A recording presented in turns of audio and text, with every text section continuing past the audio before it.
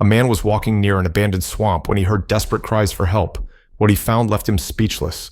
A golden retriever trapped, sinking, fighting for its life. But what happened after the rescue will shock you to the core. This is a story of survival, loyalty, and an unexpected twist that changed everything. Stay until the end. You won't believe what this dog was hiding. The dense air of the swamp was thick with humidity, the scent of decaying leaves mixing with stagnant water. The late afternoon sun hung low in the sky, casting eerie golden streaks over the murky landscape. It wasn't a place for a casual stroll, yet Daniel Carter had found himself wandering deeper than he intended. A seasoned wildlife photographer, Daniel was used to exploring remote areas, but today something felt off. The silence was unnatural. No birds, no rustling leaves, only the occasional distant croak of a bullfrog. He adjusted his camera strap and exhaled. He had been tracking a rare species of heron, but now a strange unease settled in his chest. Then, the sound. A sharp, panicked whimper. Daniel froze. His pulse quickened as he turned toward the noise. Another cry, longer this time, filled with desperation. A dog. Daniel took off running, his boots sinking into the damp earth with each step. The sound grew louder, more frantic. He pushed past thick underbrush, the branches clawing at his arms, his heart pounding. Then, he saw it. A golden retriever, trapped. The dog was half submerged in thick, black swamp mud, its golden fur slick and weighed down by the sludge. Its legs flailed, struggling against the suffocating grip of the marsh. It was sinking. Daniel didn't think. He moved. He dropped his camera bag and rushed forward. "Hey, hold on, buddy." His voice was steady, but inside panic threatened to take over. The dog turned its wide, terrified eyes toward him. It whimpered again, pleading. Daniel scanned the area, assessing. The mud was deep, unpredictable. He couldn't just wade in. He'd get trapped, too. He spotted a fallen tree branch nearby, long enough to reach the dog. Grabbing it, he inched closer to the edge. "Come on, boy, grab on." The retriever's paws scrambled against the mud but found no grip. Its body was sinking faster. "Shit," Daniel muttered. Time was running out. He had no choice. He stepped in. The moment his boot touched the mud, it sucked him downward. Cold. Heavy. Merciless. But Daniel fought against it, gripping the branch tightly and extending it further. "Come on, buddy, take it." The dog lunged, snapping its jaws around the branch. "Good boy, hold tight." Daniel pulled with everything he had. The retriever yelped as its body lurched forward. Inch by inch, Daniel dragged the dog from the clutches of the swamp, his muscles screaming in protest. Then, with one final pull, they both tumbled backward onto solid ground. The dog collapsed beside him, chest heaving, covered in mud. Daniel lay there, gasping, feeling the adrenaline surge through his veins. He turned his head toward the retriever. "You okay, buddy?" The dog panted, golden fur coated in black sludge, but its tail wagged weakly. Daniel let out a breathless chuckle. "Yeah, me too." But then something changed. The retriever's ears perked up, its body stiffened. Then before Daniel could react, the dog bolted, straight back into the swamp. Daniel's stomach dropped. What the hell? This dog had barely survived. Why was it running back toward danger? Then he heard it. Another sound, another cry. But this time, it wasn't the retriever's. Daniel's breath caught in his throat. There was something else out there, and whatever it was, it needed help. Daniel scrambled to his feet, his boots sinking slightly into the damp ground as he watched the mud-soaked retriever disappear back into the swamp. "Hey, what the hell are you doing?" he shouted. But the dog didn't stop. Instead, it bounded forward with urgency, moving faster than any dog that had just barely escaped death should be able to. Daniel's heart pounded. He had heard something. Another sound. Another cry. This wasn't just about the retriever anymore. Something or someone else was out there. Gritting his teeth, he grabbed his camera bag and slung it over his shoulder. He had no choice. He had to follow. He pushed through the thick underbrush, mud caking his jeans as he fought his way toward the sound. The retriever's golden coat flashed ahead of him, weaving through the tangled branches and reeds. The swamp smelled stronger here, stagnant water, rotting vegetation, something unnatural. Then he saw it, a second shape in the mud. His breath caught in his throat. It was another dog, smaller, lighter colored, and it wasn't moving. Daniel rushed forward, nearly losing his balance as the earth shifted beneath him. He knelt by the motionless form just as the retriever reached its side. The retriever whimpered and nudged the smaller dog's head, licking its face frantically. But the dog didn't respond. Daniel's stomach twisted. "Oh no, come on, buddy, stay with me." He checked for breathing. Shallow, barely there. His hands moved on instinct, clearing mud from its nose and mouth, feeling along its ribs for injuries. The little dog, a Labrador puppy no older than a few months, let out the faintest of whimpers. Daniel swallowed hard. It was still alive, but barely. The retriever whined and pawed at Daniel's arm, as if begging him to do something. Daniel didn't hesitate. He scooped up the puppy, cradling its frail, mud-covered body against his chest. It was cold, too cold. If he didn't get it warm soon, it wouldn't make it.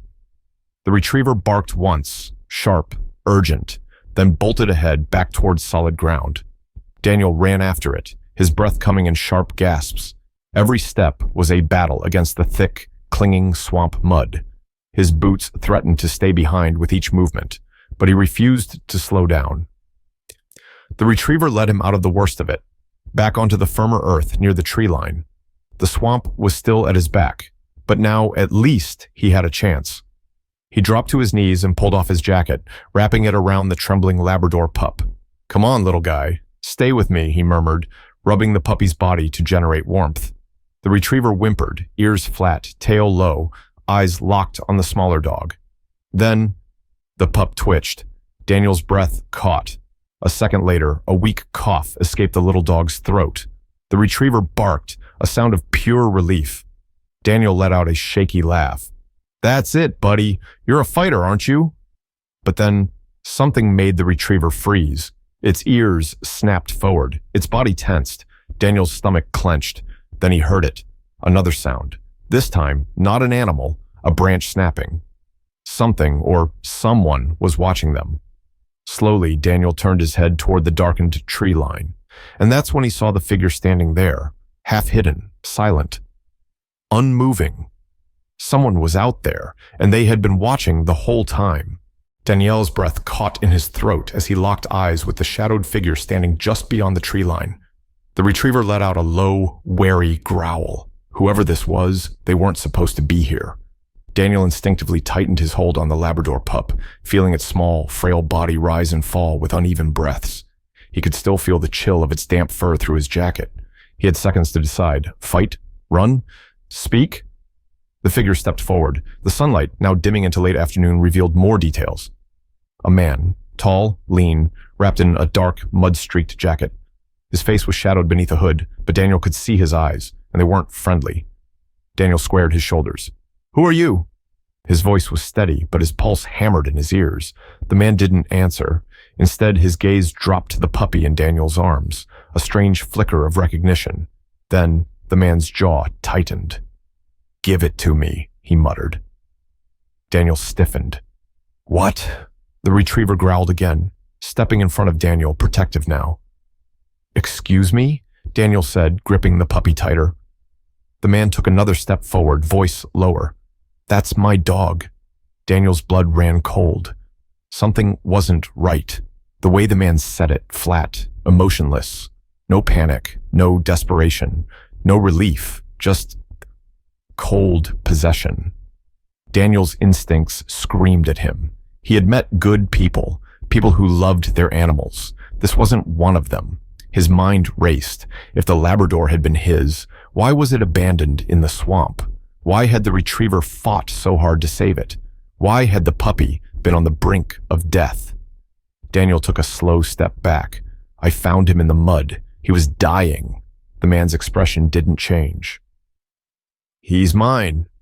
The retriever's growl deepened, fur bristling. Daniel's breath came in short, measured exhales. "If he's yours, where's his collar? Where's his leash? Why was he drowning in a swamp?" Silence.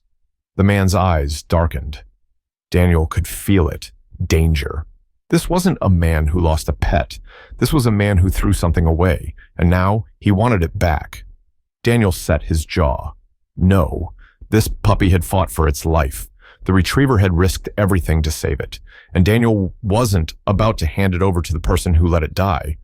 The man took another step forward. Daniel's fingers tightened into fists. The retriever barked sharply, stepping between them. Its golden fur bristled, ears pinned back, tail stiff. Daniel didn't know why, but at that moment, he understood something clear as day. This wasn't the first time the retriever had stood against this man, and this wasn't just about the puppy. It was about both of them. Daniel squared his stance. "I think you should leave." The man didn't move. A long, tense silence stretched between them. Then, finally, the man exhaled sharply and muttered something under his breath. Without another word, he turned, disappearing into the woods. The retriever didn't stop growling until the shadow of him was gone. Daniel's body remained tense, his breath shallow. His heart pounded against his ribs. Then, the puppy let out a soft whimper. Daniel looked down. Its tiny body trembled against his chest, but this time, not from the cold, from fear. Daniel exhaled and knelt beside the retriever, rubbing its head. "You knew, didn't you?" The retriever's tail flicked slightly, but its eyes remained locked on the place where the man had disappeared. Daniel didn't know what the hell had just happened, but one thing was certain. That man was coming back, and next time, he wouldn't be alone. Daniel stood there, heart hammering against his ribs, his breath still uneven. The man was gone, for now.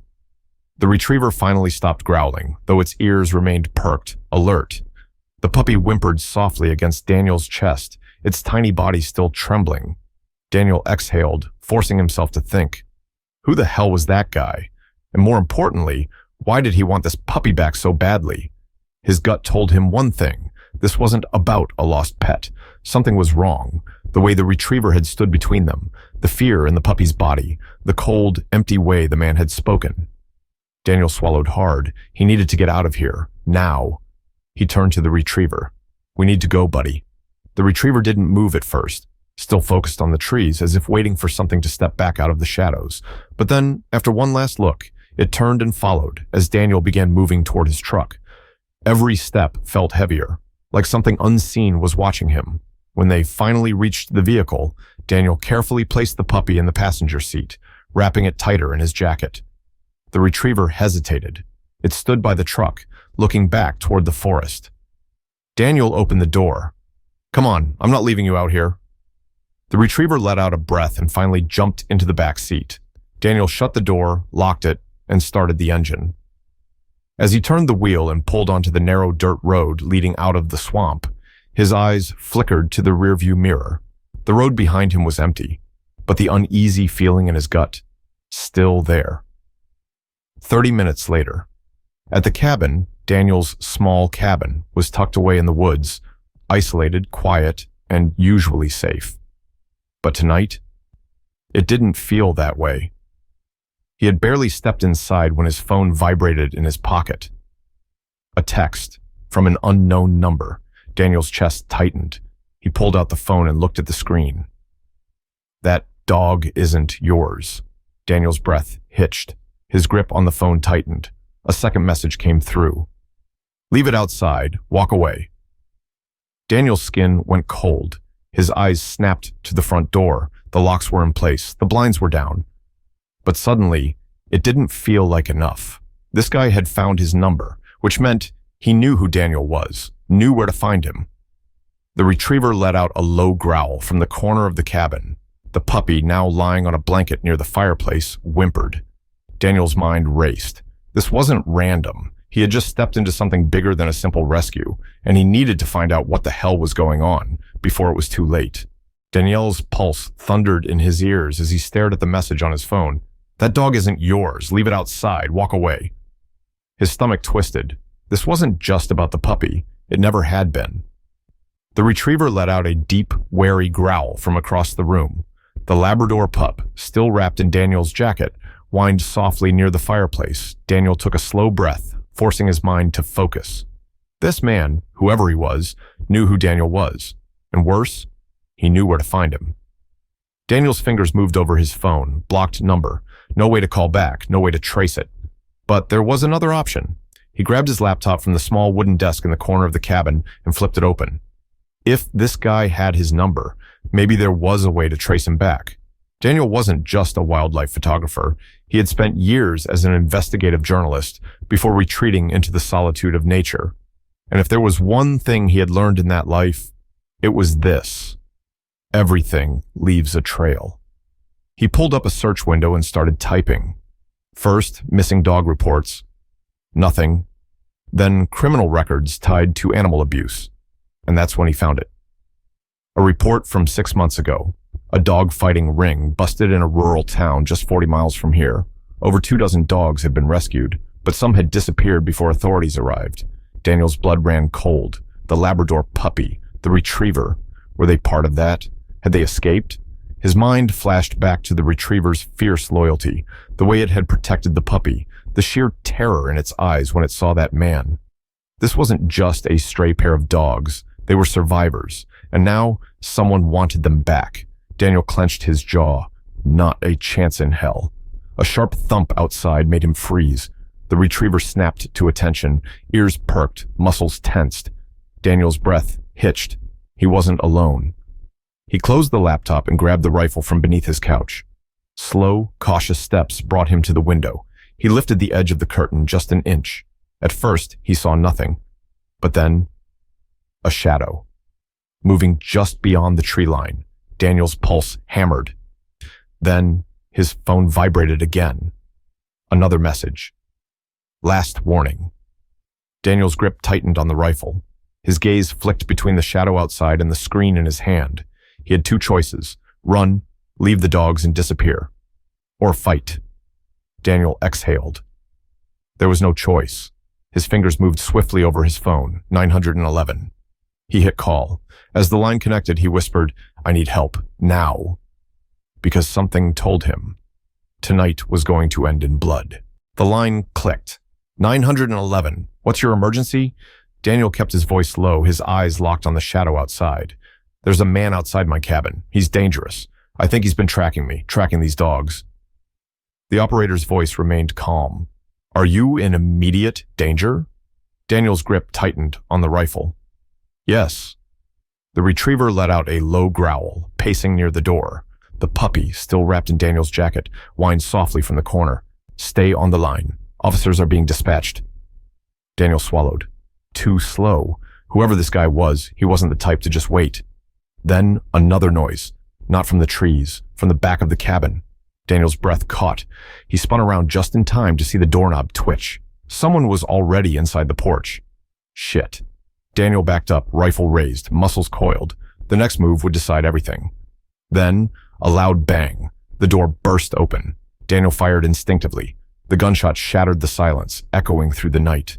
A yell, pain, surprise, then footsteps scrambling away. Daniel's pulse hammered. He ran to the door just in time to see the figure disappearing into the darkness. Footsteps, running, retreating, and then tires screeching. A black SUV roared down the dirt road, vanishing into the trees. Daniel exhaled sharply. It was over. For now. The retriever stood by his side, its body still tense, watching.